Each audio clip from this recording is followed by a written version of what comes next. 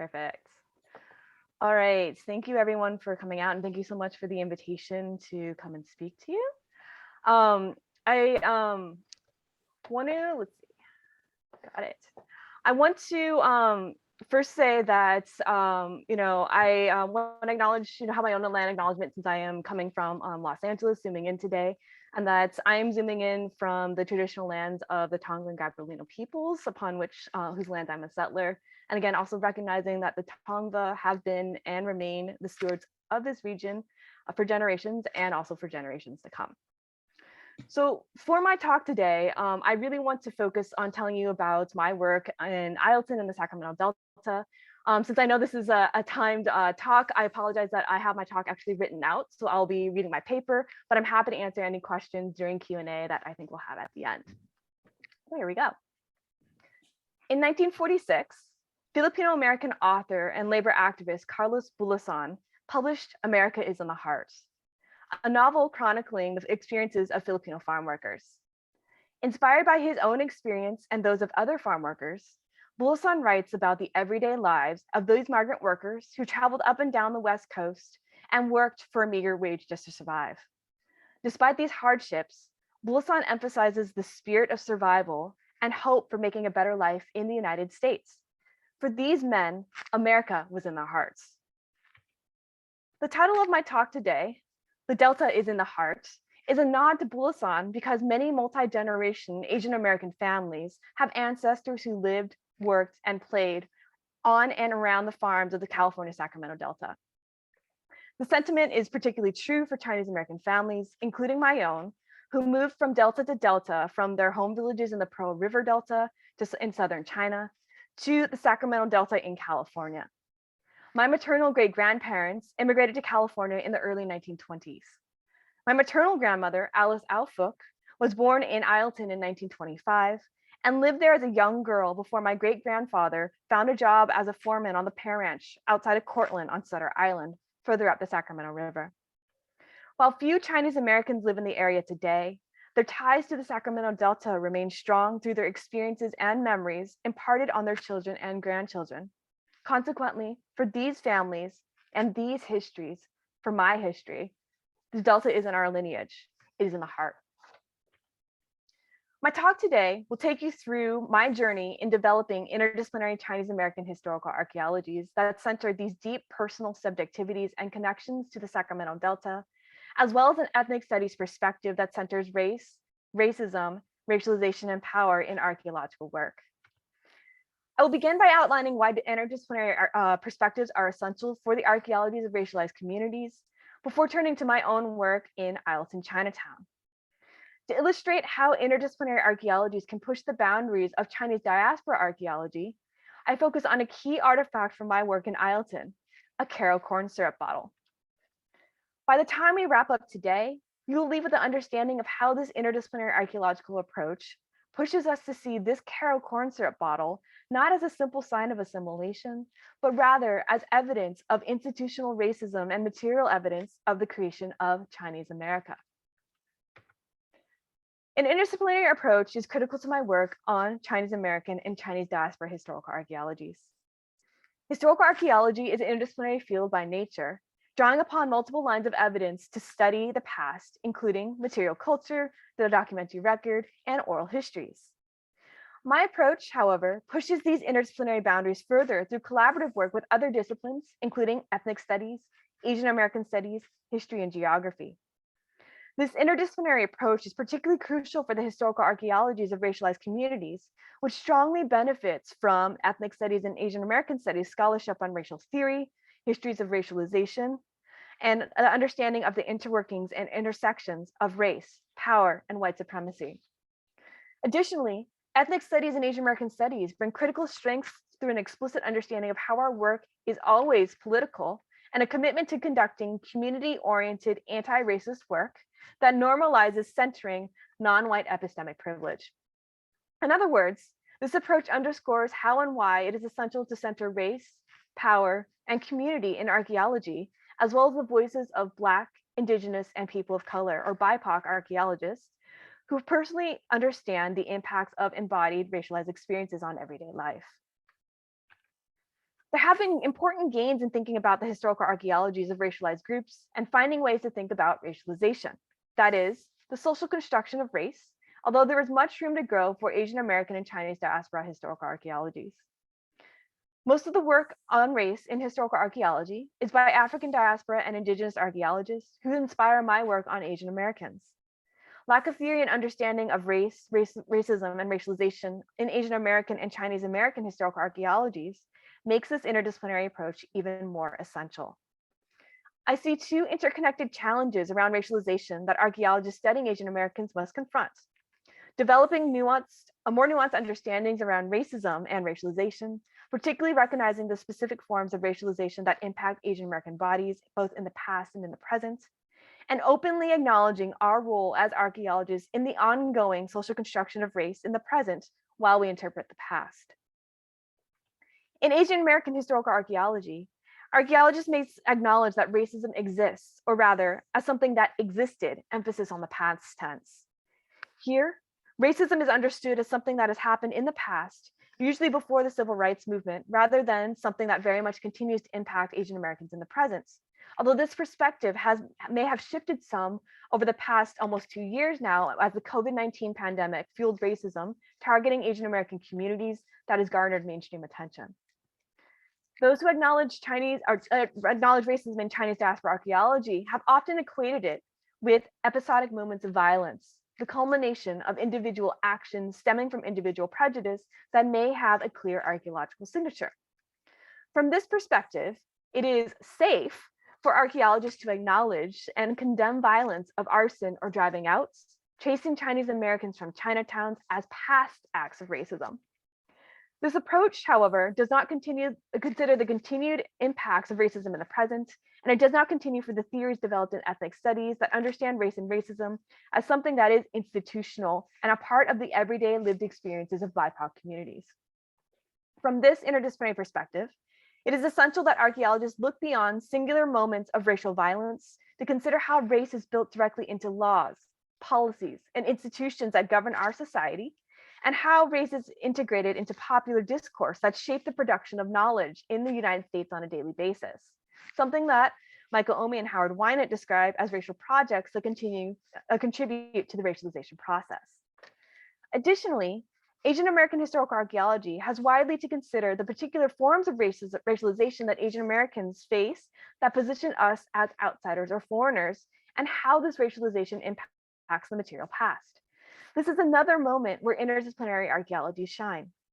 While ethnic studies scholars understand that the racialization experiences of marginalized communities are linked and relative to one another, these scholars have also recognized that one model of racialization is not enough to explain the racialization of all racialized groups. In other words, it is essential to move beyond a black-white binary because groups, including Asian Americans, do not fit this model. Scholars in Asian American studies, such as Claire Kim and Angela Ncheta, have theorized that Asian American experience is unique because Asian Americans have been racialized as outsiders, non-citizens, and non-belongers, that is, as perpetual foreigners outside the civic body. There are countless examples of foreigner racialization, including the Yellow Peril that contributed to the exclusion of Asian immigrants in the late 19th and early 20th centuries, the mass incarceration of over 120,000 Japanese Americans from the West Coast during World War II, and faint praise for the so-called model minority that attributes the success of Asian Americans to a traditional foreign culture, and fears of a diseased Asian body, whether in terms of early 20th century bubonic plague outbreak in San Francisco or the COVID-19 pandemic today. As professionals in positions of power that can shape historic knowledge and racialized discourse, archaeologists studying Asian American communities contribute to the social construction of race, both in the past and in the present. We do not, however, always recognize our privilege and responsibility to build anti-racist archaeologies. Regular critical reflection and reflexivity of our privilege and racialized assumptions should be normalized in our discipline, particularly among scholars and practitioners who hold positions of power to shape our field. How can each and every one of us work towards building an anti-racist discipline that challenges rather than reifies existing racial discourse? What actions are within your own power to build an anti-racist archaeological future with me? How can we do better? Building interdisciplinary archaeologies of the racialized past requires increasing racial diversity within our still primarily white discipline and normalizing BIPOC epistemic privilege. As ethnic studies has demonstrated, BIPOC scholars bring unique subjectivities to research on racialized communities from our embodied racialized experiences. We spend more time thinking about how race and racism work because it is part of our daily lives. We already understand that racism is more than individual prejudice or actions, rather than something built but also something built in institutions and structures. We are equipped to challenge a well-established racist tropes to recognize moments and places of potential growth in our field. We often have deep personal relationships with stakeholders and communities to whom these archaeologies belong to. In other words, our epistemologies are necessary to push the field in new and anti-racist directions for the archaeologies of racialization. To help answer the challenges I've raised so far today, I want to outline a few possibilities of what an interdisciplinary archaeological approach might look like within Chinese diaspora archaeology, particularly with regards to centering discussions of race, racialization, and power, and breaking away from racist tropes around perceived foreignness and non-assimilation of Asian bodies. Armed with my own subjectivities and driven to tell the histories of my ancestors and my community, my work focuses on the historical archaeology of the Chinese diaspora in the United States. I make this distinction about focusing on Asian Americans because their experiences and racialization in the United States have similarities to other locations but remain unique. Archaeologists studying Chinese Americans began studying Chinese Americans in the early 1970s, particularly around CRM work linked to the redevelopment of older urban areas, including historic Chinatowns. There have been many studies in the past 5 decades, but there remains a dearth of work on rural and or farming communities and nearly no Asian American historical archaeologists in the field, something that more engaged work in Asian American studies and ethnic studies can help address. In addition to centering race and racialization, I want to highlight 2 key components of my interdisciplinary approach that impact my work in Isleton. So first, understanding that resistance is a form of agency and survival. And second, positioning historical archaeology as a method for doing social history. I view resistance as a part of everyday life, but also as a form of agency in order to survive and thrive under conditions of institutional racism. There are many forms of resistance for Asian Americans, individual and collective, whether in the form of national scale Supreme Court cases challenging racist laws restricting the right to immigrate, work, and naturalize.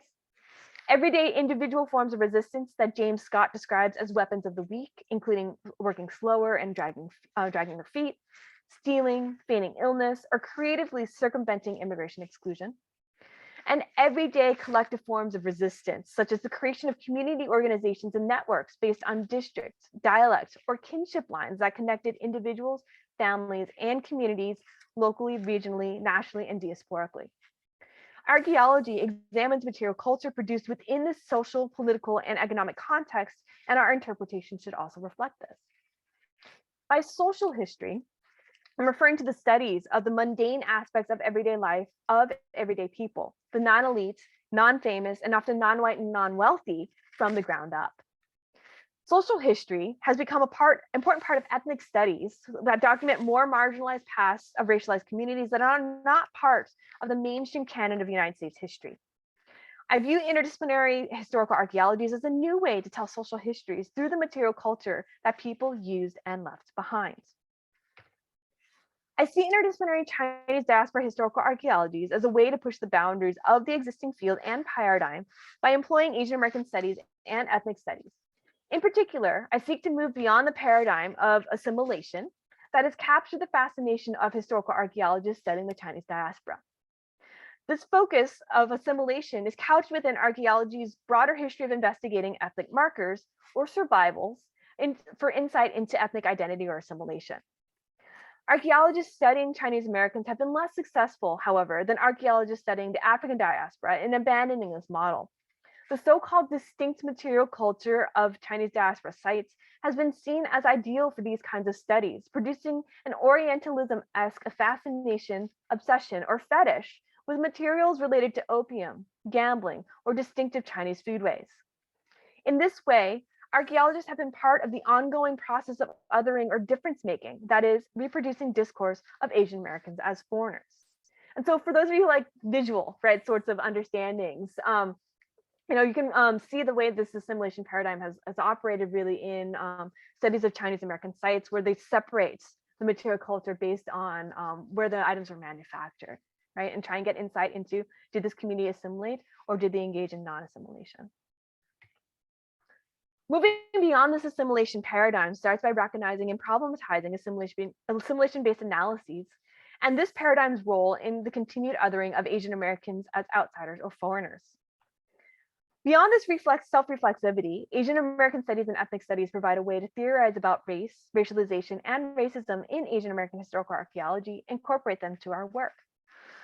Additionally, centering discussions around race, racialization, racism, and power shifts our questions, analyses, and interpretations in entirely new directions. This approach thinks in terms of larger structural and institutional influences that shape the everyday lives of everyday people doing everyday mundane tasks. And so here we can see how it impacts the way we see the impacts of racialization on assemblages, rather than simply asking questions tied to whether or not they assimilated. So for Chinese Americans, this means considering what life was like under exclusion, as communities seen as marginal, non-belonging, and non-citizen, only tolerated for their cheap labor, and what their everyday lives were like. In other words, it involves the production of Chinese American experiences and, by extension, Chinese American material culture, rather than something that is distinctively Chinese. Right? And so this is an argument that I'll continue to make with my case study in Isleton. So let's shift gears and talk a bit about Isleton itself. So Isleton itself, right, there was a rural Chinatown community in the town of Isleton. And I use this lens this site to explore what an interdisciplinary historical archaeology of Chinese Americans would look like that centers race, racialization, racism, and power, and how we can understand the impact of these factors on the everyday life of this community. The Sacramento Delta, as many of you may be familiar with, is a rich farming area bounded by the Sacramento and San Joaquin rivers between Stockton, the Bay Area, and Sacramento. It's about an hour's drive northeast from the East Bay around Oakland. And I'm going to be talking about one of the small towns called Isleton, which is a quiet town along the Sacramento River that is known for its Crawdad or Cajun Festival, often happening in June during normal circumstances. The town of Isleton was established in the 1870s by Josiah Poole after Chinese American workers built the levees along the Sacramento and San Joaquin rivers. Isleton grew to become world famous for its asparagus. In its heyday in the 1910s and the 1920s, nearly 3,000 people lived in Isleton, compared to fewer than 1,000 residents who live there today. Chinese American workers remained in the Delta after constructing the levees. They became a core part of the agricultural labor force, including planting, tending, and picking crops, both as a small number of permanent year-round workers and a large number of seasonal migrant workers. Chinese Americans also packed and canned a variety of crops, including asparagus, potatoes, pears, and other deciduous fruits and vegetables. With regular work in the area, Chinatowns began forming by the 1880s in small rural towns such as Isleton, Walnut Grove, Cortland, Locke, and Rio Vista. While these workers came from an area in southern China known as Guangdong Province, it is essential to note that the population was heterogeneous.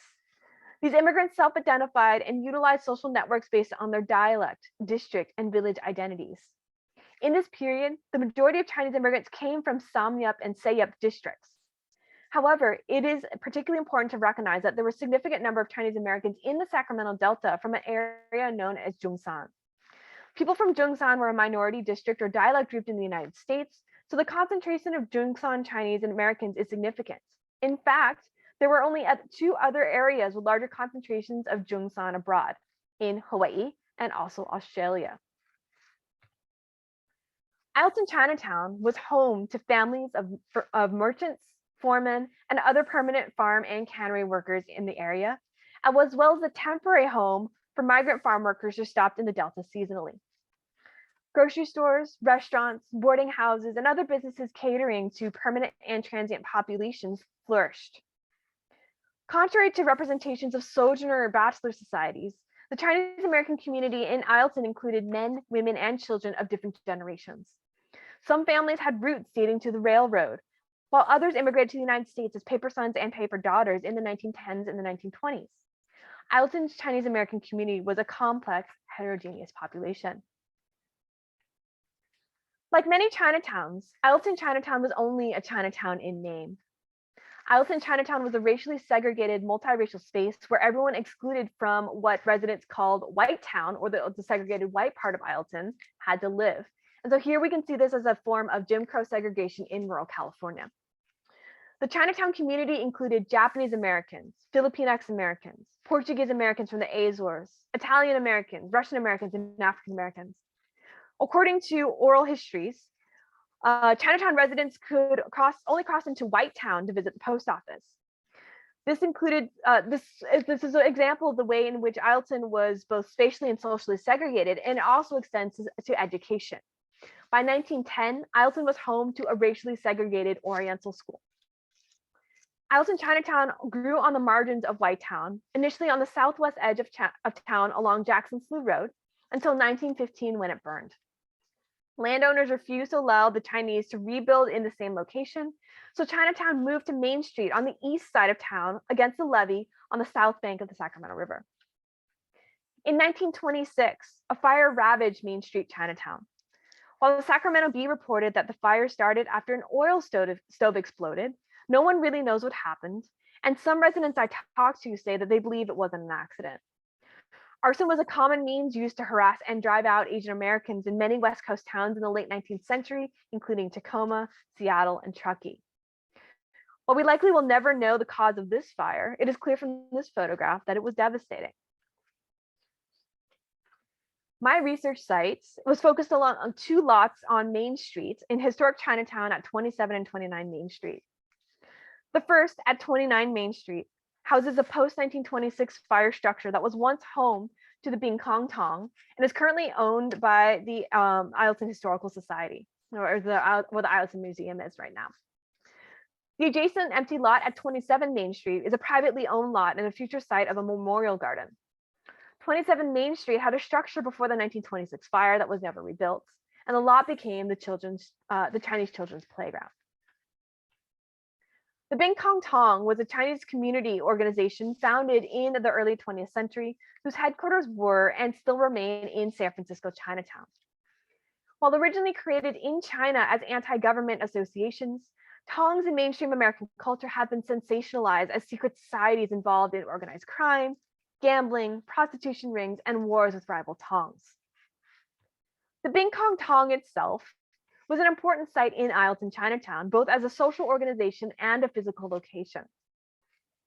The Bing Kong Tong provided community services, including resolving local disputes and providing mutual support network funding. As a physical location, the Tong building simultaneously served as a community meeting place, a recreational activity hub, Chinese language school for the local American-born children, and domicile for the schoolmaster.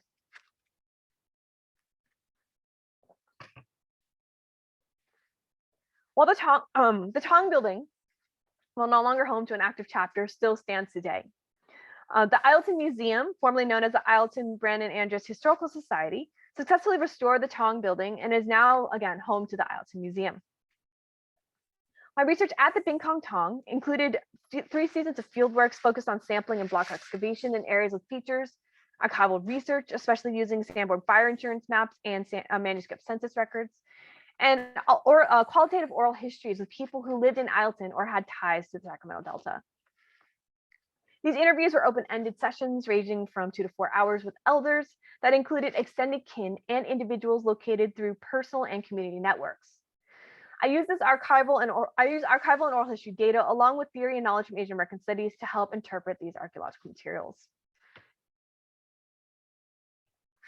Excavation uncovered materials dating from the 1910s through the 1940s and the 1950s. I expected to find evidence of everyday life or everyday activities from the site, as well as evidence of the 1926 fire. We discovered 3 features: 2 burned trash pits that are marked in red and yellow, and a sheet midden associated with the 1926 fire at the base of the levee, noted in blue. Most of the materials relate to either foodways or architecture, providing insight into health, medicine, entertainment, education, and play from the men, women, and children who lived and or visited at the Tong site. Artifacts and oral histories from the Bing Kong Tong provide insight into foodways, connections, and resistance among Chinese Americans in Isleton. There are certainly Chinese manufactured ceramics present on site, as well as European, American, and Japanese manufactured ceramics. Chinese manufactured ceramics, however, are one of the categories of so-called distinctive materials that have fascinated historical archaeologists and have been interpreted as material signatures of non-assimilation. I, however, interpret these materials as material evidence of connections and resistance. These items indicate that social and economic networks existed between Isleton and Delta towns, as well as the wider Chinese diaspora. Since most goods from China enter Northern California via San Francisco, these ceramics then are evidence of networks linking the Delta with merchants in San Francisco, possibly Sacramento, and across the Pacific. Limited zooarchaeology analysis of faunal remains also provide evidence of social and trade connections. While Chinese Americans would have acquired some of these fish species locally in the Delta or the San Francisco Bay region, like carp, white sea bass, sea croaker, sea perch, flatfish, and sardines, the Tong assemblage also includes species that would not have been available locally, such as pufferfish, identified by its distinctive beak bone. The pufferfish would have been imported either from Asia or south of Baja California. This again speaks to the connections between Chinese American communities, while simultaneously sheds light on the questions about adaptation or transformation of foodways to the local environments. Oral history support material evidence of these connections. Families wealthy enough to own a car could have driven to San Francisco or Sacramento to see family, shop for goods, often through at a store of a kinsman, although these trips likely happened infrequently. Not everyone, however, would have been financially able to own a vehicle. The lack of vehicle, however, did not mean the lack of easy, regular access to San Francisco.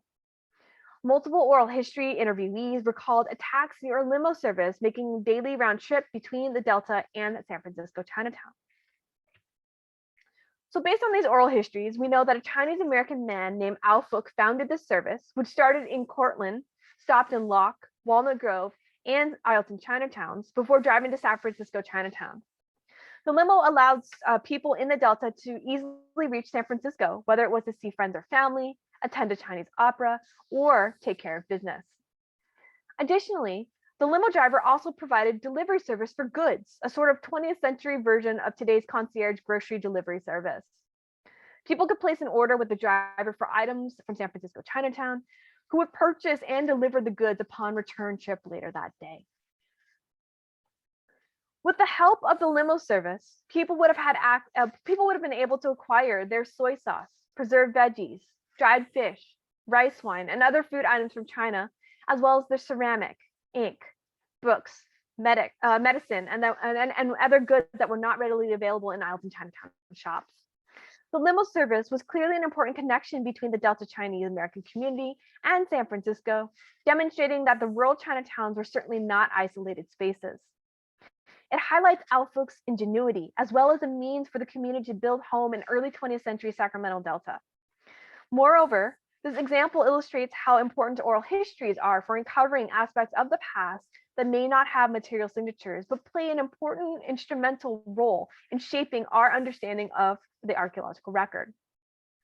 Collectively, I view these networks as a form of resistance and a means of survival under institutional racism during the era of exclusion. By exclusion, I'm referring to the period between 1882 and 1943, although realistically exclusion is in effect until 1965, when the federal government banned Chinese workers from entering the United States. Sparked by xenophobic fears and invading a Chinese workforce that threatened white labor, white women, and white society, exclusion directly shaped the Chinese American community in the decades with enduring legacies that continue to this day. In the face of these openly racist conditions, Chinese Americans found ways to survive and thrive in this period, such as building their own social and economic networks, often along district and dialect lines.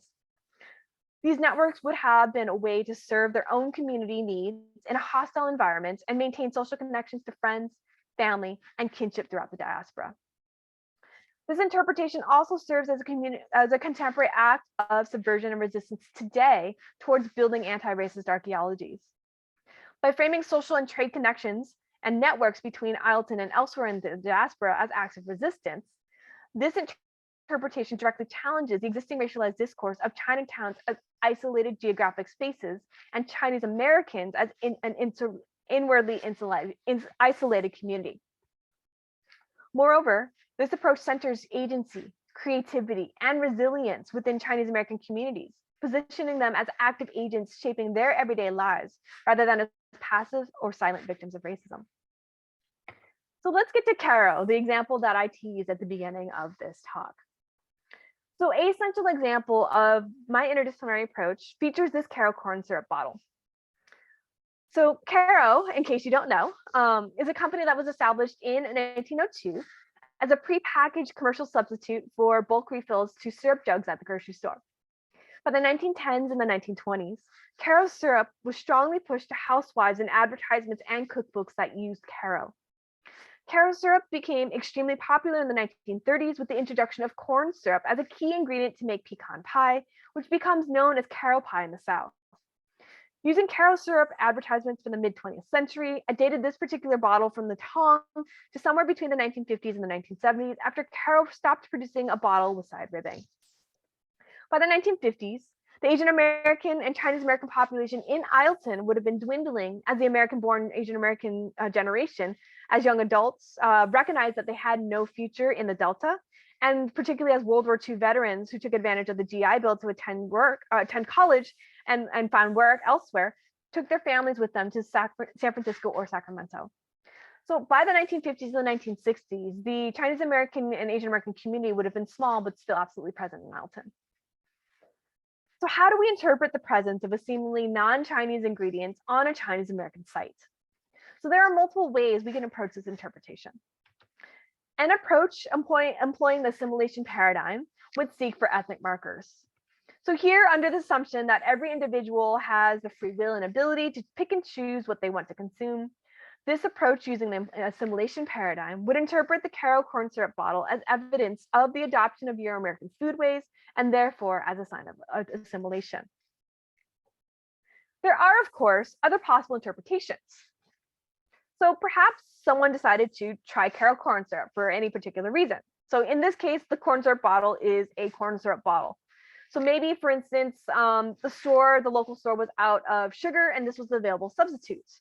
Or maybe someone wanted to have a syrup form of a sweetener and recognized that this would have been faster rather than making it from scratch.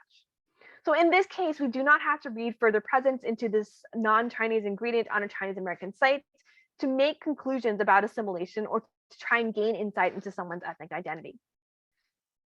As you can probably guess, I have my own interpretation, right, from a very interdisciplinary perspective that employs ethnic studies. So for me, again, by thinking about the historic context and an understanding of the racialized experience of Asian Americans in the United States, I interpret this bottle as evidence of the impact of institutional racism on everyday life. And so this may seem like a really huge leap. So let me back up and try and explain how do I come to this conclusion. So first, let's talk about some historic context. So this historic context is absolutely central to situating and understanding this particular interpretation. So for Chinese Americans and Asian Americans more broadly, upon arrival in the United States, Chinese workers are really restricted to certain jobs. Racism through both social and economic pressure, as well as policies and ordinances meant to harass and discourage Chinese workers, prevented Chinese Americans from entering certain industries for work. Available positions were generally low paid and highly undesirable for white workers, such as in agriculture as migrant farm workers, in infrastructure building, such as constructing levees, roads, railroads, and dams, in manufacturing, including making shoes, cigars, and garments, and most importantly for this argument, in domestic service work. And here I'm thinking about laundry workers, restaurant workers, houseboys, and particularly, again, for this particular case study, cooks for private white households. And so Chinese American cooks in white households would have been preparing meals that were geared towards a Euro-American palate rather than a Chinese American palate. And this meant a forced introduction to non-Chinese foodways. And so consequently, if you're thinking about this particular historic context, it helps us understand that Chinese American workers would have been exposed to Euro-American cuisine because they were serving white households as cooks as one of the only open economic opportunities they could have due to racism. And just as a side, I don't know how many of you have heard of Tai Sing, and he's pictured here. Is that he is a cook that was part of some of the early exploration parties at Yosemite. And fun fact is that there is actually a peak named after Tai Sing called Sing Peak in Yosemite National Park. The next piece of evidence to support my my arguments is through oral history, right? And so this really sort of supports this historic background. In an oral history interview that I did for my research, Roger Chin fondly recalls memories of his childhood in Isleton, growing up with a very grand baking tradition in his household. He particularly remembers that his grandfather regularly baked cookies, pies, cakes, and muffins. So Chin really attributes this baking tradition to his grandfather's employment on a railroad dining car, which is again is another service-based job where he would have had to learn to bake goods in order to please your American train passengers. This particular anecdote from Roger Chin is also not an isolated incident. So I have a personal story that also fits this, sort of line of thinking. So my own paternal grandfather immigrated to the United States as a teenager, also learned how to bake elaborate sponge cakes, cream puffs, cookies, and pies while working as a houseboy and a cook in a private San Francisco home in the 1920s. In fact, my grandmother used to say that my grandfather lied about being able to cook in order to get the job, and then he practiced in his employer's home to learn, and that they were so wealthy that they did not notice when he would just throw his mistakes away. So here, this forced exposure to Euro-American foodways developed into a grand baking tradition into my own family, where my grandfather baked birthday cakes for his grandchildren, and even threw his own twist by baking, by transforming cream puffs into Pac-Man or swans pictured here. And so yes, this is a childhood birthday cake of for my own that my grandfather had made, but you can see that this is the the learning and adoption and also creativity, right, in which Chinese American cooks use to transform Chinese American foodways. So getting back to Caro, right? History focused on the racialized experience of Chinese American workers, and personal stories and oral histories about baking transform how we can interpret this Caro corn syrup bottle.